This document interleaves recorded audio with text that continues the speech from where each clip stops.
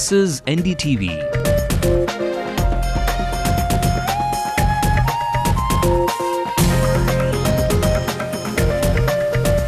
And you're watching NDTV Hindu.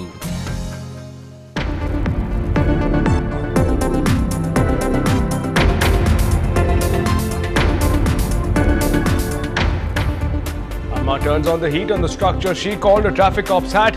New secretariat. Delays and money spent will be probed. புது அசெம்பிளிக்கு விசாரணை எந்த விசாரணையை சந்திப்பதற்கு திமுக தயாராக இருக்கு. Thank you sir.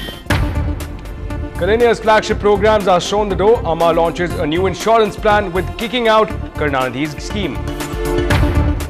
DMK's housing project suffers a lethal blow. Amma announces a new eco-friendly housing scheme. Is nationalization of cable TV on the cards? AIADMK chief looks to revive the Arasu cable TV. Metro versus monorail. Amma leans towards monorails for offering ease to Chennai commuters.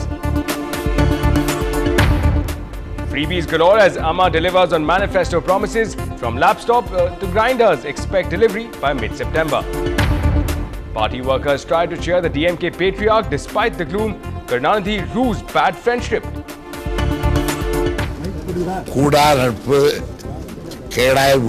Indirect message to the Congress party, but if that is the case, he should have talked to himself, not to his cadres. The cadres did not decide on the alliance. The family decided on it. Parents' protest turns ugly in Trichy. Local television network journalist is assaulted by the school correspondent.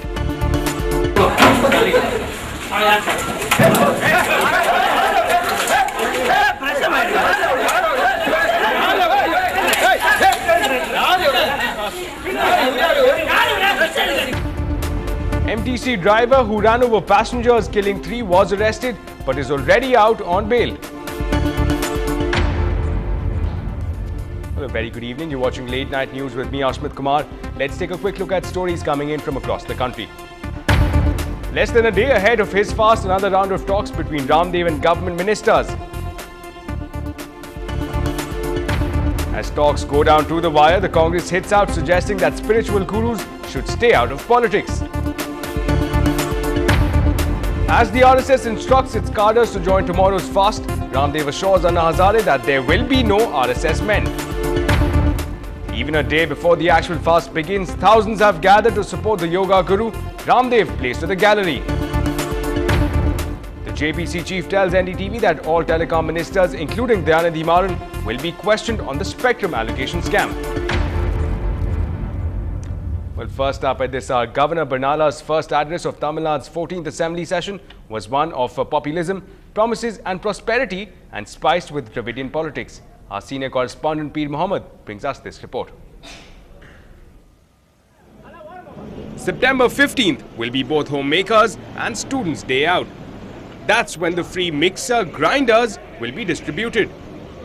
This government will also implement the scheme for free distribution of laptop computers to students and commence the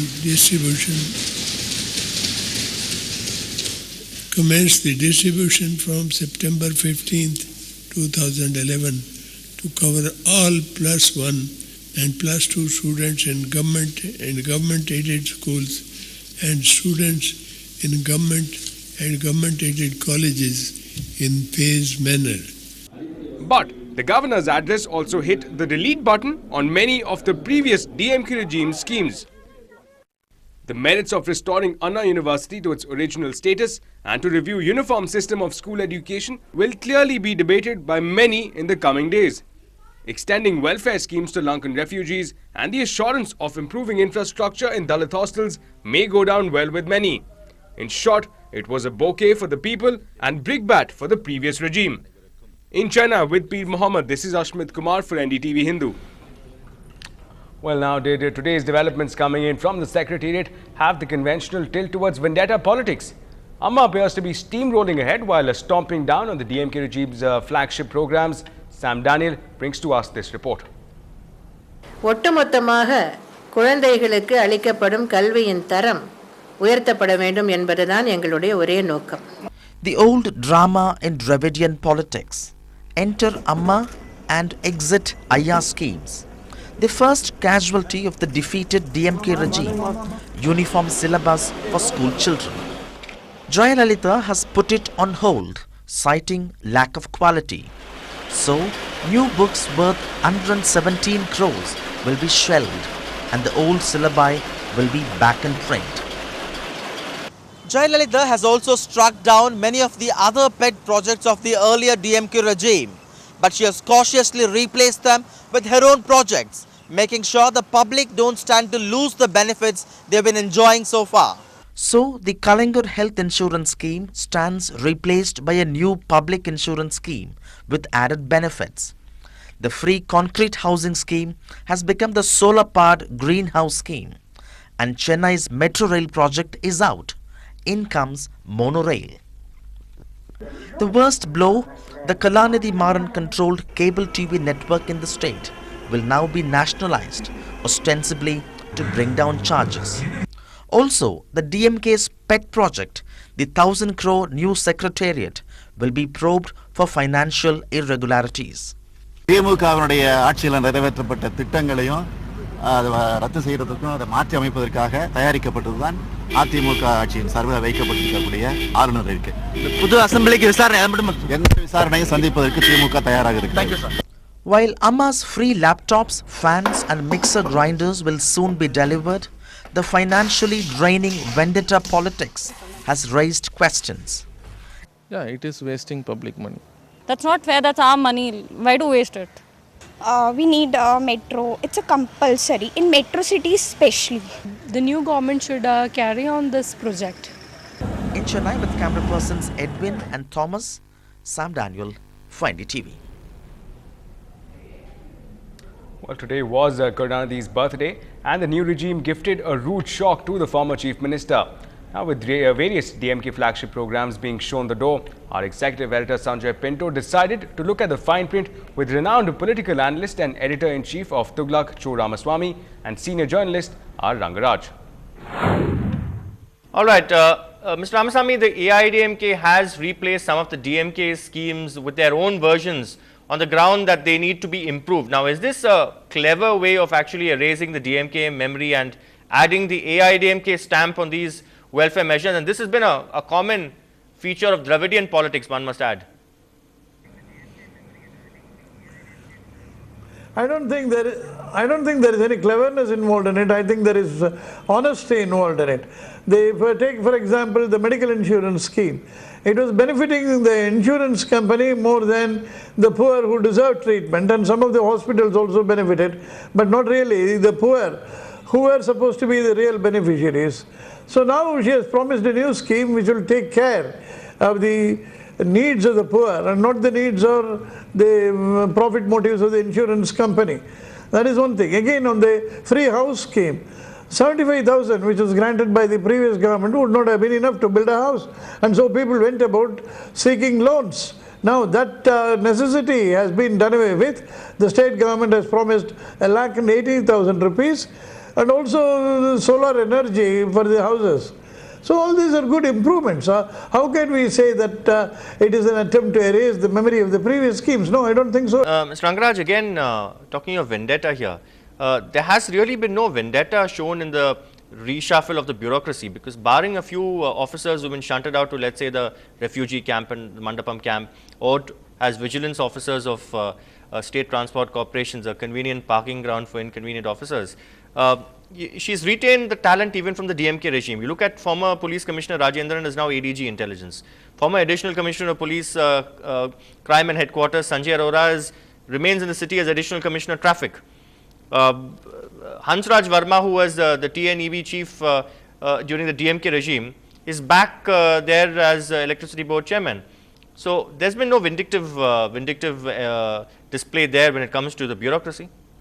I think by and large the reshuffle has been okay, and it's always natural for the new dispensation to have officers in key posts who are known to, you need a certain bonhomie or camaraderie between senior officials and the ruling dispensation, and that's the way they always look at it. And certain persons who were perhaps considered too close to the powers that be during the previous administration are bound to move to less important posts. That always happens with every change of government. I don't think there's been an undue atmosphere of vendetta there. All right. While other reshuffles have been okay. Mr. Ramasamy, now are students really getting caught in this crossfire between the AIADMK and the DMK over the uniform school syllabus? A lot of parents have been calling us asking what textbooks will they really have to follow when schools reopen. Just a few days left for that. The uniform school syllabus was a means to bring down the level of education.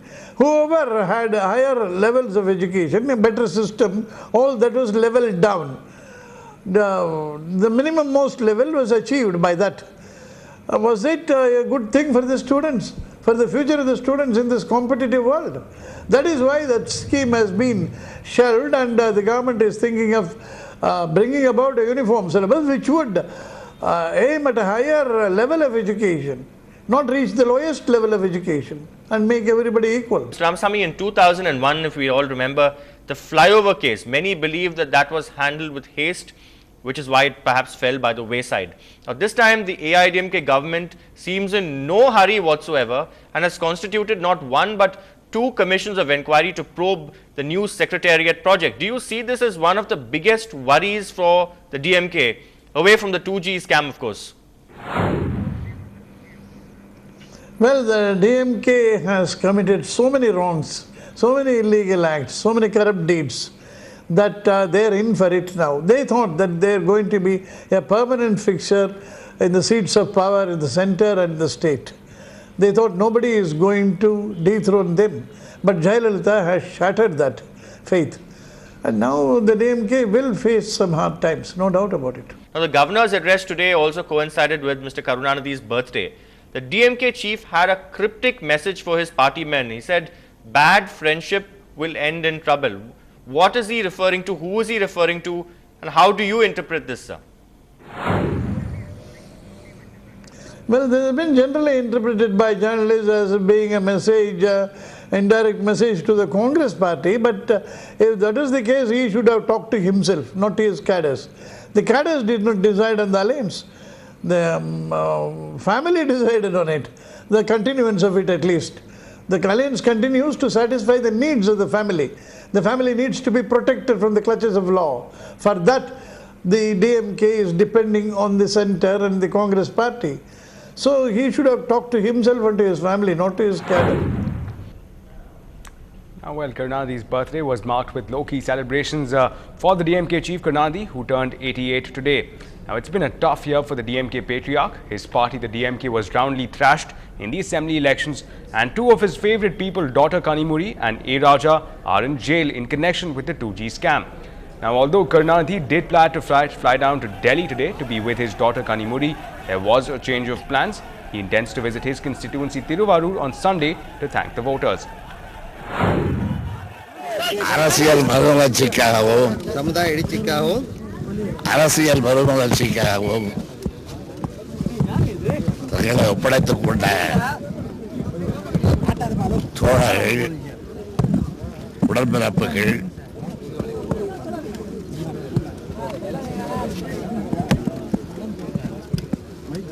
கூடா நட்பு கேடாய் முடியும் என்ற பொன்மொழியை மறந்துவிடாமல். Well, moving ahead now, local TV network journalist is assaulted and abused. We bring you more details on this horrific incident on the other side.